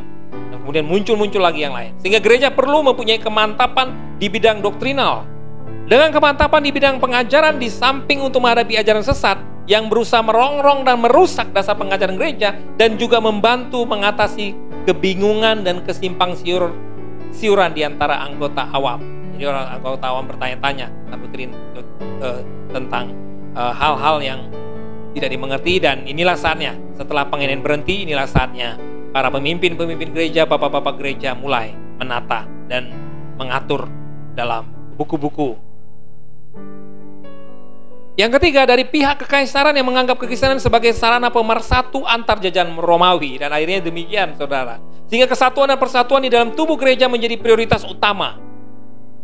Begitu terjadi gejolak yang membahayakan kesatuan dan persatuan tubuh gereja, maka pihak kekaisaran langsung menangani secara serius dengan mengadakan sidang atau konsili. dan tanpa segan-segan menindak unsur-unsur atau ajaran-ajaran yang membahayakan kesatuan itu. Haleluya, saudaraku. Jadi dalam pandangan pihak kekaisaran, kekristenan justru sebagai alat pemersatu antar gereja dan Romawi. Jadi pada saat gejolak terjadi, justru kekaisaran yang agak khawatir dengan hal ini, ya. Nah, inilah yang dikenal dengan konsili atau sidang. Menurut F.D. Wellem, konsili adalah persidangan resmi para uskup dan wakil-wakil beberapa gereja yang diundang dengan tujuan merumuskan suatu ajaran atau disiplin gereja. Ini artinya konsili. Pertemuan-pertemuan yang diadakan pada masa Kaisar Konstantinus dan kaisar berikutnya pada umumnya bersifat internasional, karena yang hadir adalah wakil-wakil gereja dari berbagai negara, uskup-uskup dari berbagai negara, saudara-saudara, ya. Konsili yang pertama yaitu Konsili Nisea. Ini adalah konsili yang paling terkenal, saudara-saudara. Latar belakang diselenggarakan konsili ini ada terjadi pertentangan antara dua pimpinan gereja yang bernama Arius dan Athanasius. Materi pertentangan adalah masalah sifat keahlian Yesus Kristus, dan saat ini juga, saudara-saudara, hal itu juga sering terjadi perdebatan. Dua figur yang sedang bertentangan itu sangat kontras, karena Arius yang ditentang berusia lanjut, berpengalaman saleh, kesaksian hidupnya sangat baik dan fasilitas, sedangkan yang menentang yaitu Athanasius, berusia muda. Arius yang khawatir kekristenan yang menganut paham monoteisme, satu Allah, disalahpahami di antara agama kafir yang menganut paham politeisme, yaitu kepercayaan kepada banyak dewa. Jika mengakui Yesus sama dengan Allah, sebab itu ia mengajarkan bahwa Yesus adalah ciptaan Allah yang utama dan tertinggi. Kristus secara substansi tidak sama dengan Allah dan tidak kekal. Akhir-akhir ini, saudara-saudara, banyak juga tokoh-tokoh yang mulai kembali membangkitkan ajaran ini, saudara-saudara. Athanasius melihat bahayanya pandangan ini dan memberi bantahan dengan menyatakan bahwa Yesus Kristus sehakikat dengan Allah dan ia adalah Allah. Nilai keselamatan di dalam Kristus terletak pada keoknumannya. Kondisi manusia yang tidak berdaya untuk menyelamatkan diri hanya bisa ditolong oleh Allah. Jika Kristus bukan Allah, ia tidak bisa menjadi juru selamat manusia. Pendirian ini yang menyebabkan Athanasius bersikuku berkeras pada sifat keahlian, keilahian Yesus Kristus. Nah, pandangan Arius yang kontroversial ini mengundang perdebatan dan pertikaian yang berkepanjangan. Kaisar Konstantinus melihat pertikaian berkepanjangan ini akan membawa dampak pada stabilitas keamanan negara. Seperti kita tahu tadi, agama Kristen dianggap sebagai pemersatu negara. Sebab itu dengan cepat ia memprakarsai konsili yang dihadiri lebih dari 300 orang uskup. Dan uskup yang hadir pada umumnya yang pernah mengalami penganiayaan di tahun-tahun sebelumnya, saudara-saudara. Hasil konsili menyatakan ajaran Arius sebagai bidat, sesat, dan harus ditolak, dan sekaligus menyatakan bahwa Kristus sehakikat dengan Allah, homoousios. Konsili yang mengumpulkan semua dan wakil gereja untuk bertemu dengan pertemuan akbar diselenggarakan pada tahun 325 Masehi di Nisea. Keputusan ini kemudian dituangkan dalam bentuk pengakuan yang kemudian kita kenal dengan sebutan pengakuan iman Nisea. Pengakuan ini sebelum dibakukan mengalami beberapa perubahan, dan setelah memakan waktu kurang dari lebih dari 70 tahun barulah diakui secara bulat oleh gereja. Saudara-saudara, dan gereja Protestan mengikuti pengakuan iman Nisea ini, gereja Katolik dan Protestan, saudara-saudara. Kemudian konsili Konstantinopel yang kedua. Hasil konsili Nisea tidak menyelesaikan masalah, ternyata masih ada dampaknya, karena Arius dan para pendukungnya mengadakan perlawanan dengan menolak membubuhi tanda tangan hasil keputusan tersebut. Di samping itu, kritikan bermunculan dengan menyatakan bahasa yang dipakai dalam pengakuan Nisea tidak dapat mengungkapkan keyakinan secara implisit, dasar keyakinan Kristen. Dan kelompok-kelompok yang beroposisi mendapat dukungan dari penguasa, sehingga Athanasius harus bekerja ekstra keras untuk mempertahankan kebenaran tentang sifat ilahi Kristus sesuai dengan keputusan konsili. Setelah meninggalnya Athanasius pada tahun 373 Masehi, tugas untuk mempertahankan dan mengamankan keputusan sidang diemban oleh 3 orang yang lebih dikenal, 3 serangkai dari Kapadokia. Trio maut. Ketiga orang itu adalah Basil dari Kaisarea, Gregorius dari Nazianzus, dan Gregorius dari Nisa. Jadi mereka yang melanjutkan perjuangan dari Athanasius yang mempertahankan keilahian Tuhan Yesus. Pengaruh mereka panjang dan membuat gebrakan besar pada tahun 381 di Konsili Konstantinopel yang meneguhkan keilahian Sang Anak dan menyatakan keilahian Roh Kudus. Bapa, Putra, dan Roh Kudus sehakikat dan sederajat. Dan baik Sang Anak maupun Roh Kudus keduanya tidak ada yang lebih rendah dari Bapa. Ketiganya setara dan secara kekal berbagi esensi yang sama. Jadi Konsili Konstantinopel semakin meneguhkan Konsili Nisea. Konsili Efesus yang menjadi latar belakang diselenggarakan Konsili Efesus pada tahun 431 Masehi disebabkan ajaran yang dikemukakan oleh Nestorius dan Pelagius. Nestorius yang diangkat menjadi uskup Konstantinopel pada tahun 431 Masehi mau memisahkan kedua sifat keilahian dan kemanusiaan Yesus Kristus. Kembali dalam hal ini menjadi polemik. Ia mengukakan bahwa jika Kristus sungguh-sungguh Allah, maka itu suatu keduaan dan bukan keesaan. Ya, kembali lagi mengungkit tentang hal ini. Pandangan ini ditentang keras oleh Kirilus, uskup Alexandria, dan Celestinus, uskup Roma. Keduanya menyebutkan bahwa pandangan Nestorius yang membagi-bagikan kedua sifat Yesus merusak keoknuman Yesus Kristus. Pelagius adalah rahib Britania yang menolak doktrin manusia jatuh akibat kejatuhan Adam dalam dosa. Sebab itu ia tidak mengakui dosa asal dan kerusakan total manusia. Ia berpendapat bahwa manusia sejak lahir adalah baik dan anak-anak tidak berdosa. Penyebab kejatuhan mereka karena pengaruh orang-orang jahat yang berada di sekitarnya. Pandangan ini ditentang keras oleh uskup Hippo yang bernama Agustinus. Untuk mengatasi pertikaian ini, maka diselenggarakan konsili dengan mengambil tempat Efesus yang kemudian memutuskan bahwa ajaran Nestorius dan Pelagius sebagai bidat. Yang selanjutnya yaitu konsili Chalcedon di tahun 451 Masehi. Konsili yang sudah diadakan masih tetap tidak bisa mengungkapkan secara tuntas keoknuman Yesus Kristus. Karena Alkitab dengan jelas menyebutkan Yesus bukan saja mempunyai sifat keilahian yang sempurna, tetapi juga kemanusiaan yang sempurna. Dalam rangka menyelamatkan manusia, maka Yesus harus menjadi manusia. Sebagaimana perdebatan terjadi mengenai sifat keilahian Yesus Kristus, demikian juga dengan kemanusiaan Yesus dan hubungan antara keduanya. Maka terjadilah perdebatan yang seru, saudara-saudara, yang cukup memakan waktu dan energi. Pada akhirnya perdebatan diputuskan dalam konsili keempat yang diselenggarakan pada tahun 451 Masehi yang mengambil tempat di Chalcedon. Hasil keputusan dari konsili itu adalah tentang pengakuan keilahian Yesus. Dalam konsili ini diputuskan pengakuan bahwa Yesus beroknum satu tetapi memiliki dua sifat, yaitu sifat keilahian yang sempurna dan sifat kemanusiaan yang sempurna. Hubungan antara kedua sifat itu adalah tidak bercampur, tidak terpisah, dan tidak tertukar. Saudara-saudara, pengakuan iman Nisea dan Chalcedon itu menjadi dasar penting bagi keyakinan iman Kristen pada masa kini, saudara-saudara. Konsili Konstantinopel II, yaitu tahun 553 Masehi. Konsili ini diselenggarakan pada tahun 553 Masehi, menghasilkan keputusan menolak ajaran tiga teolog dari Antioquia, yaitu Theodorus dari Mopsuestia, Theodoret dari Siprus, Ibas dari Edessa, karena dianggap pekat dengan ajaran bidat Nestorius. Kita tahu-tahu ini Nestorius sudah dianggap ajaran bidat. Tetapi tiga teolog dari Antioquia kembali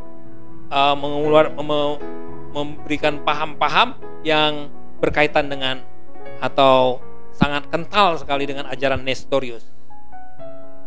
Konsili Konstantinopel III tahun 681 Masehi. Pertemuan ini menghasilkan keputusan mengenai ajaran monoteisme yang berpandangan Kristus hanya mempunyai satu kehendak, yaitu kehendak keilahiannya saja dan tidak mempunyai kehendak kemanusiaannya sebagai ajaran yang salah. Konsili Nisea II, dalam konsili ini dibicarakan tentang pandangan ikonoklasme yang menentang keberadaan gambar dan patung yang dianggap berlawanan dengan kebenaran yang terdapat dalam Keluaran 20 ayat 4 dan pasal Keluaran 5 ayat 8. Konsili ini memutuskan memperbolehkan keberadaan gambar dan patung dengan catatan bukan untuk disembah latreia, tapi untuk penghormatan proskunesis. Jadi ini awalnya saudaraku, sampai saat ini ya, secara khusus Gereja Katolik masih memperbolehkan patung-patung. Setelah itu konsili terus berkelanjutan, tetapi yang diakui gereja secara umum hanyalah sampai konsili Nicea II saja. Ya, jadi konsili-konsili yang lain sangat kental sekali dengan pengaruh paus-paus. Nanti kita akan lihat peristiwa-peristiwa selanjutnya. Nah, saudaraku, sekarang kita melihat gerakan monastisisme. Saudaraku, ini sebuah gerakan yang mendatangkan kebangunan rohani pada masa itu, dari tahun 313 sampai tahun 590 Masehi. Apa itu? Monastisisme bertumbuh dan berkembang pada masa kekaisaran Kristen pada tahun 313 sampai 590.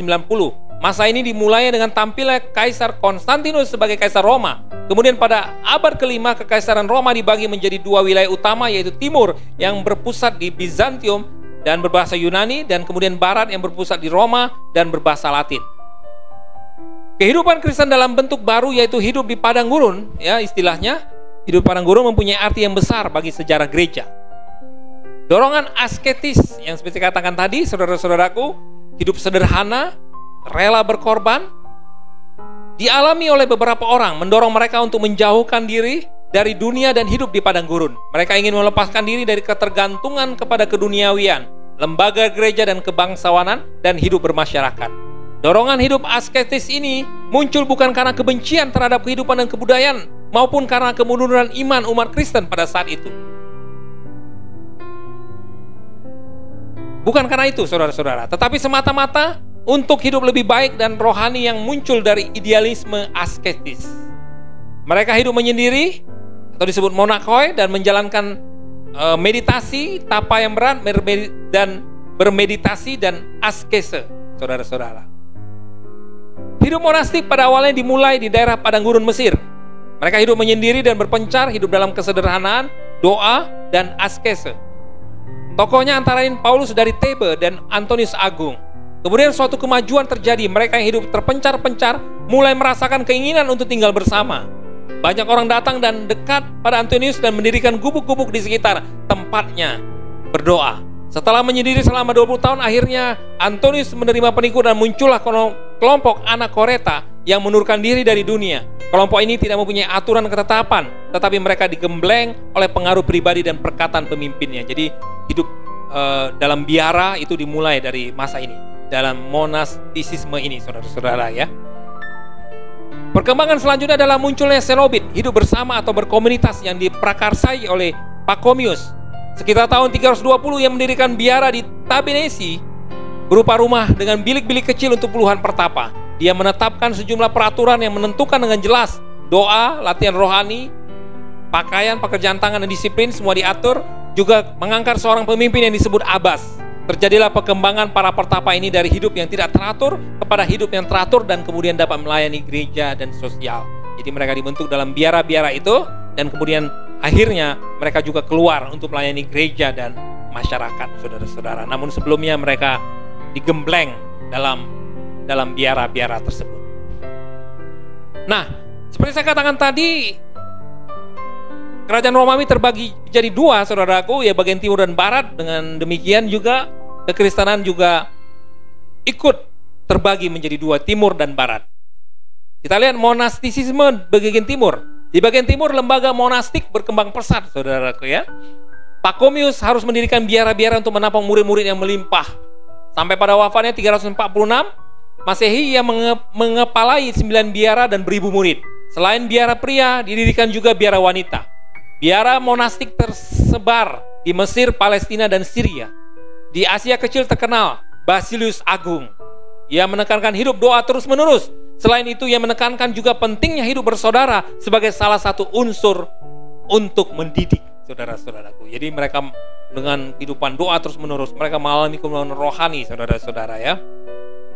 Cinta kasih harus dikobarkan terhadap sesama dan wajib memperdalam pengetahuan mengenai teologi. Anggota-anggota pertapa pada zaman itu hampir semuanya terjadi dari awam dan berpakaian sama, saudara-saudara ya. Jadi kalau di agama seberang, saudaraku, agama Buddha, mungkin kita lihat di biksu-biksu, saudaraku, ya di kuil-kuil. Pekerjaan mereka adalah berdoa dan kerja tangan. Hasil kerja tangan dipakai dan sebagian dijual untuk menghidupi mereka, untuk pemeliharaan biara dan membantu orang miskin. Jadi itu hasil kerjaan tangan. Imam-imam ditempatkan sesuai dengan kebutuhan rohani. Bahkan Pachomius memindahkan imam dari kelompoknya. Ini dimaksudkan agar tidak terjadi penghormatan dan kesombongan akibat kedudukan imamat. Untuk pelayanan sakramen, ia mendatangkan imam dari luar atau tetangganya. Jadi untuk kebutuhan yang penting baru imam didatangkan, agar jangan terjadi gap antara imam dan kaum awam. Ini pandangan Pachomius. Biara-biara wanita berhubungan dengan biara pria atau didirikan berdekatan. Ini masukkan agar biara wanita terlindungi dari serbuan para perampok yang diam di daerah padang gurun itu. Tetapi hal ini tidak lepas dari bahaya mengancam kemurnian. Sehingga lama-lama kemudian biara berganda ini dilarang oleh Sinoge Ad pada tahun 506. Jadi ada bahayanya juga ternyata, saudara-saudara ya. Dalam konsili Kalsedonia diteguhkan 28 kanon meskipun tidak diterima oleh Roma. Di dalamnya kanon ini dibahas juga masalah yang mengenai para dioses, klerus, dan para rahib. Bagi hidup para rahib ditentukan norma-norma yang tetap agar segala kekacauan suasana monastik itu dilenyapkan. Jadi lama-lama dianggap berbahaya. Para rahib yang ada di kota dan di desa harus tunduk kepada uskupnya. Mereka harus mengabdikan diri pada puasa dan doa, tidak boleh meninggalkan biara tanpa persetujuan pemimpinnya. Bila mereka kembali ke dunia untuk menerima jabatan atau menikah, akan mendapatkan sanksi ekskomunikasi. Ekskomunikasi artinya pengucilan di dalam gereja. Jadi para rahib itu, saudara-saudaraku, tidak menikah. Dan ini menjadi awal pada saat ini gereja-gereja Katolik masih memakai paham itu, saudara-saudara ya. Monastisisme di barat. Sudah dalam abad ketiga ada cara hidup menyendiri. Mereka tinggal menyendiri di pulau-pulau di Laut Tengah dan pelosok-pelosok Italia dan Prancis.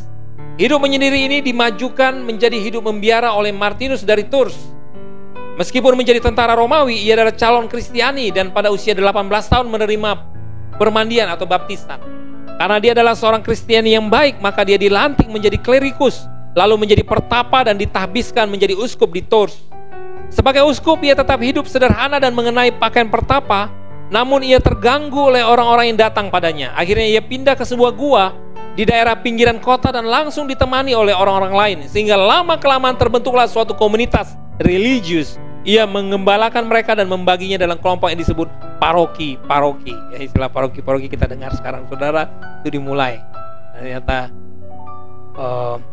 pada zaman ini, saudaraku ya, Martinus dari Tours. Di Prancis terdapat suatu biara yang didirikan oleh Honoratus pada sekitar tahun 410 dan merupakan pusat ilmu pengetahuan. Beberapa waktu kemudian Cassianus mendirikan dua biara lain di Marseille. Satu untuk pria, satu lagi untuk wanita. Dia menjadi pemimpin dan guru. Ia menekankan bahwa tugas pokok dari seorang rahib terletak pada perjuangan yang melawan kebobrokan dunia dan segalanya disempurnakan dalam cinta kasih. Hidup membiara ini kemudian disebar luaskan oleh Santo Benedictus dari Nursia. Ya saudara, nanti Santo Benedictus menginspirasi tokoh-tokoh lain di gereja abad pertengahan. Nanti kita akan melihat juga videonya dalam kehidupan monastisisme ini. Ia berasal dari keluarga Italia yang kaya. Kemudian ia belajar di Roma dan setelah menjadi pemuda ia merasa muak dengan gaya hidup korupsi para kafir Roma. Ia meninggalkan kota Roma dan mencari suatu tempat tenang agar dapat menyendiri bersama Tuhan. Ia menemukan sebuah gua di Subiaco dan mengasingkan diri 3 tahun lamanya. Setelah 3 tahun orang-orang mulai datang kepada Benedictus. Mereka ingin belajar bagaimana menjadi kudus. Ia menjadi pemimpin karena mereka memohonnya. Tetapi kekerasan pemimpin muda ini membuat mereka marah karena Benedictus meminta mereka untuk melakukan mati raga, saudaraku, mati terhadap dunia.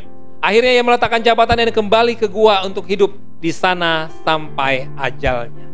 Kemudian hari Benedictus menjadi terkenal dan banyak orang datang ke situ. Ia menjadi bapa rohani mereka dan mengirim mereka ke dalam kelompok-kelompok. Tiap kelompok berjumlah 12 orang.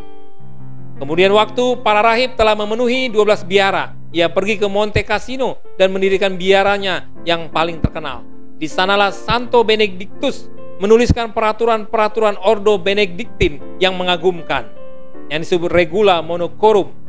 Dengannya Benedictus mau menjelaskan cara hidup rohani bagi Tuhan. Tujuan Benedictus adalah untuk membentuk suatu persatuan yang hidup untuk dinas Tuhan. Apa itu dinas Tuhan? Dinas Tuhan itu dilandaskan sebagai berikut, saudara-saudara. Dengan hidup untuk Tuhan dan dengan kepatuhan kepada peraturan asketisme, bukan menyesah badan, bukan, melainkan terutama mengesampingkan kehendak diri dalam ketaatan dan kerendahan hati. Kemudian dengan doa, walaupun doa perorangan tidak diabaikan, namun Benedictus menekankan lebih pada doa yang dipanjatkan bersama pada waktu tertentu. Kemudian dengan pekerjaan tangan yang diharuskan untuk semua orang, yang utama adalah pembacaan kitab suci dan ajaran para bapak gereja. Dengan demikian, pekerjaan tangan yang dipandang rendah dan hanya dilakukan oleh para hamba telah ditinggikan oleh maknanya oleh Benedictus ini, saudara-saudara. Inilah dinas Tuhan yang dimaksud oleh Benedictus. Ia mewajibkan para biara untuk membaca kitab suci sekurang-kurangnya 2 jam per hari, bekerja dan berdoa ora et labora, ya, menjadi terkenal pada masa itu dan sampai sekarang menjadi satu kesatuan yang tidak terpisahkan. Pedoman-pedoman dasar yang hendak diikrarkan ialah penetapan biara, stabilitas loci, cara hidup yang murni, conversatio, dan kepatuhan, obedientia, kepada kekuasaan Bapa Abbas, pemimpin biara.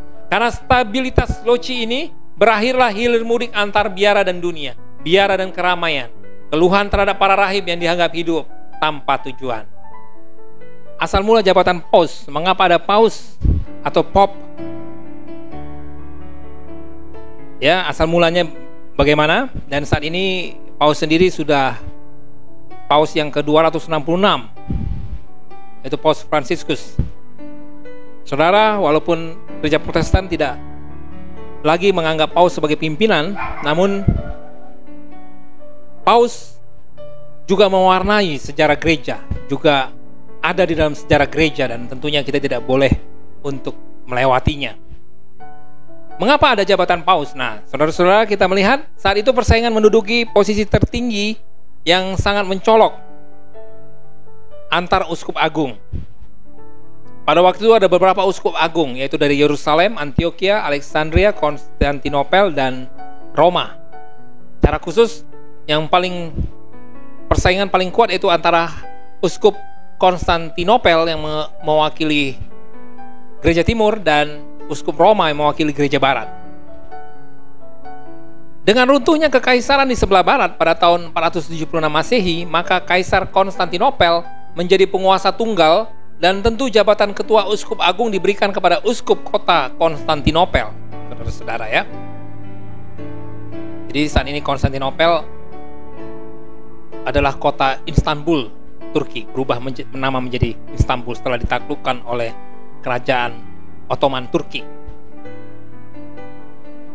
Tetapi kaisar yang menganggap diri sebagai penguasa tertinggi di bidang sekuler dan juga mau menjadi penguasa tertinggi di bidang keagamaan, sebab itu bukan saja dia mau menjadi kaisar, tetapi juga mau menjadi ketua uskup agung. Meskipun pada waktu itu banyak rohaniawan, para uskup tahu hal tersebut tidak benar, namun tidak ada satupun yang berani berbicara, terkecuali uskup agung Roma. Uskup agung Roma dengan beraninya menentang kemauan kaisar tersebut, dan juga banyak hal yang akan terjadi yang berkaitan dengan hubungan gereja dan pemerintah, menyebabkan nama uskup Roma makin hari makin populer, dan akhirnya harus diakui karisma uskup agung Roma sebagai pemimpin lebih menonjol dari uskup agung lainnya. Kecenderungan ini, ya, tendensi ini yang kemudian membawa gereja pada sistem kepausan, yaitu pemimpin tertinggi. Kalau uskup-uskup masih terpisah-pisah, saudara-saudara, ya. Nah, tapi kita lihat penyebab uskup agung Roma pada akhirnya diakui sebagai pemimpin tertinggi gereja sebagai berikut. Yang pertama, kota Roma pada waktu itu dianggap sebagai pusat, baik secara geografis, politik, sehingga uskup agung Roma secara tidak langsung mempunyai posisi yang lebih kuat dari uskup agung yang lainnya. Roma pada waktu itu menjadi ibu kota dunia, pusat dunia, meskipun pusat pemerintahan kemudian bergeser ke Konstantinopel. Kesan ini membawa orang bersikap hormat terhadap kota Roma, dan kesan ini pula menyebabkan Uskup Agung Roma dihormati. Yang kedua, setelah 100 tahun Masehi, boleh dikatakan gereja di Roma adalah gereja terbesar, kaya raya, ramah dalam menyambut tamu, dan gemar menolong, dan terkenal dengan perbuatan sosialnya.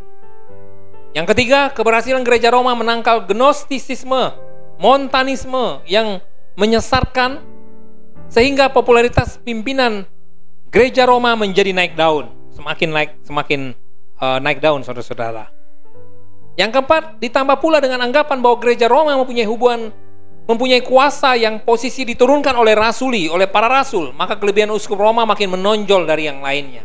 Mereka menganggap, saudaraku, menurut tradisi Rasul Paulus dan Rasul Petrus meninggal di sana, saudara-saudara. Seperti kita tahu tadi bahwa makam Rasul Petrus itu menjadi ada di kota Vatikan, Roma, saudara-saudara.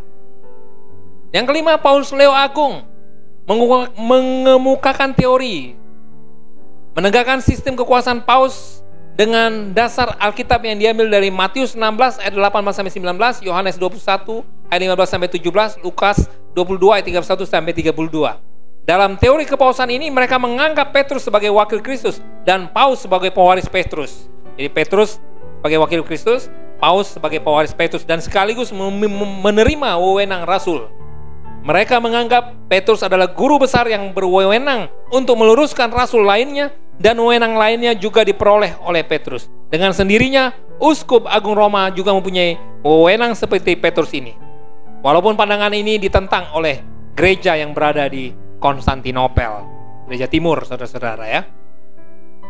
Yang keenam, pada waktu pemerintahan Konstantinus memindahkan pusat politik dari Roma ke Konstantinopel, Uskup Agung menjadi orang nomor 1 di Roma. Jadi tidak ada lagi kaisar di sana.